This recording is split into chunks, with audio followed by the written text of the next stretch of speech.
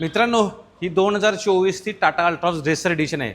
पण क्वेश्चन हा येतो की लोक एका वर्षात गाडी का विकतात. Number 1, job transfer. शहर बदललं, नोकरी बदलली की गाडीचं तिथलं रजिस्ट्रेशन करा, त्याची झंझट, प्रोसेस कंटिन्यू. त्याच्यामुळे माणूस काय म्हणतो ना, गाडी विका सगळ्यात सोपा उपाय. EMIचं प्रेशर, बऱ्याच वेळा डिसिजन चुकतो आणि माणूस हाय EMI असलेली गाडी घेतो. त्याच्यामुळे ना ते प्रेशर येतं आणि माणूस म्हणतो झंझट नको, गाडी विकून टाकतो. तिसरं महत्त्वाचं कारण ते म्हणजे चुकीची कार निवडणं.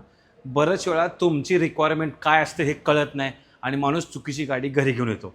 जसं की बूट स्पेस किती पाहिजे, किती सीटर गाडी पाहिजे, किती कम्फर्टेबल गाडी पाहिजे आणि काय मायलेज पाहिजे, डेली रनिंग किती आहे, डिझेल घ्यायची, पेट्रोल घ्यायची, हे कळत नसल्यामुळे सुद्धा माणसाचं डिसिजन चुकतं. मित्रांनो, 4th इम्पॉर्टंट रिझन आहे ते म्हणजे मेंटेनन्स किंवा ॲक्सिडेंटल.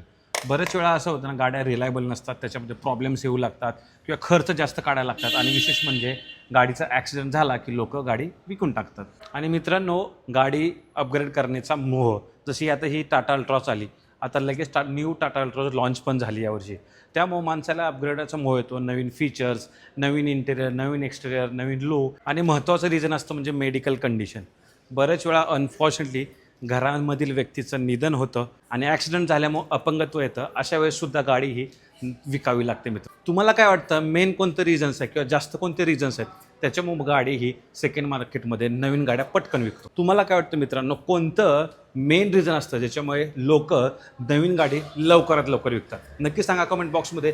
अशाच युनिक कंटेंटसाठी मराठी ऑटो गुरूला फॉलो आणि सबस्क्राईब करायला विसरू नका. धन्यवाद. जय महाराष्ट्र.